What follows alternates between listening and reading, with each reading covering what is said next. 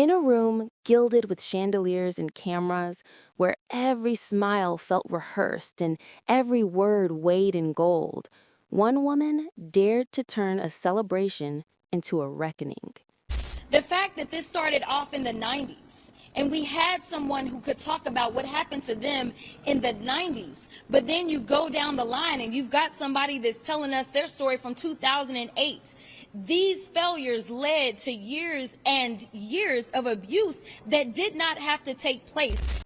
That night, the National Civic Hall gleamed like a temple of power, marble floors shining, violins echoing through the air, and the Trump family's presence commanding every lens. It was supposed to be a clean, political showcase, a youth leadership and justice reform gala headlined by Ivanka and Barron Trump.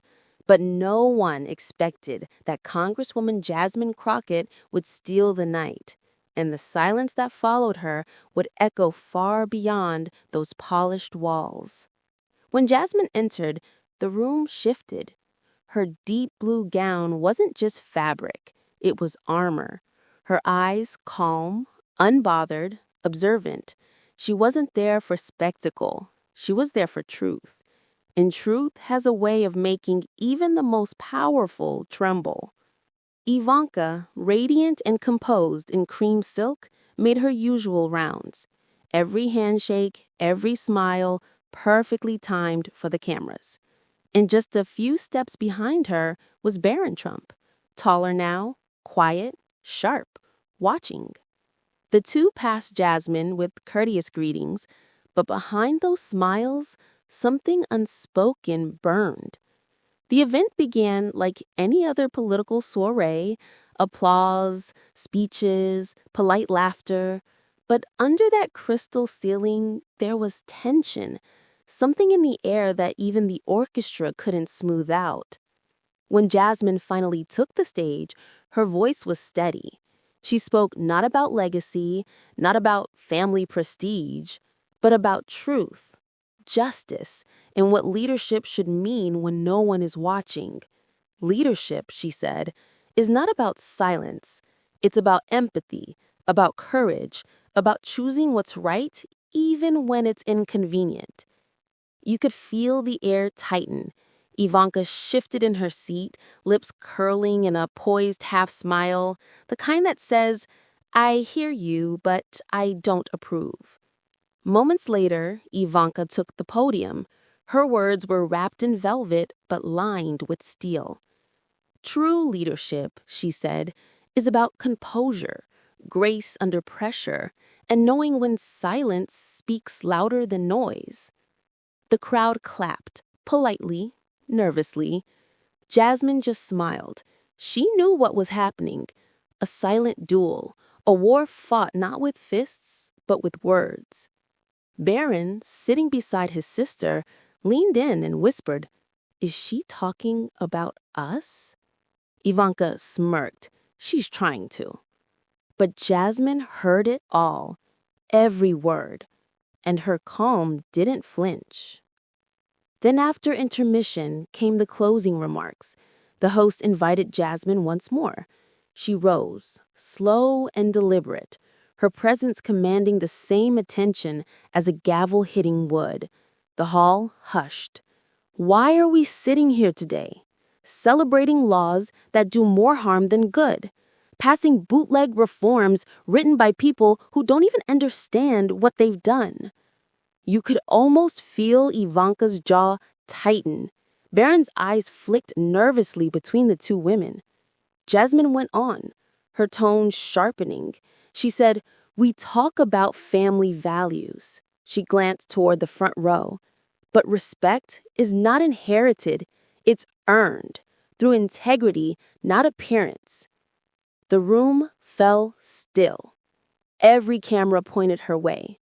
Then came the question that cracked the entire facade. Jasmine turned ever so slightly toward Barron, her calm gaze unyielding, and said, "Tell me, Barron, who's really your mom?" A pin could have dropped and echoed for miles. Ivanka froze. For a moment, the polished mask slept. Barron blinked, caught between confusion and hurt. The crowd gasped, not because of scandal, but because Jasmine had done what no one dared. She had called out the illusion of perfection that power hides behind. Ivanka, her voice low and trembling with control, said, "We're leaving." She took Barron's arm, and they turned toward the exit. But the silence that followed them wasn't victory. It was truth. As they disappeared into the corridor, whispers rippled through the golden hall. Did she really just say that? What did she mean? Was that about... Jasmine didn't move. She didn't smile. She simply stood, serene, resolute. The storm had passed through her, not around her. When the applause finally returned, it wasn't loud. It was slow, thoughtful, the kind that comes from people realizing they've just witnessed something real in a room full of performance. Outside, Ivanka and Barron sat in their black SUV, faces lit only by the flashing lights of cameras. Barron stared out the window, the question still haunting him. "Why would she say that?" he asked, softly. Ivanka's reply was cold and rehearsed, because people like her live off attention. But Barron wasn't convinced. You could see it in his eyes, that seed of doubt, the first crack in the mirror. Back inside, Jasmine gathered her notes and walked calmly to the door. The hosts, flustered, tried to steer the event back to normalcy, but there was no going back. The night had changed. Jasmine had spoken not to wound, but to awaken. Her voice measured, unshaken, carried the weight of every person who's ever been silenced, overlooked, dismissed. She didn't just confront power. She reminded it that power built on lies will always crumble under truth. As she stepped into the night, the cameras flashed, but Jasmine didn't look back. She didn't need to. Because in a single question, she had done what no headline, no protest, no debate could do. She made the untouchable feel exposed. And long after the lights dimmed and the marble floors emptied, her words echoed in every corridor of that grand hall. Who's really your mom? Not a question, a mirror. And in its reflection, the truth they tried so hard to hide.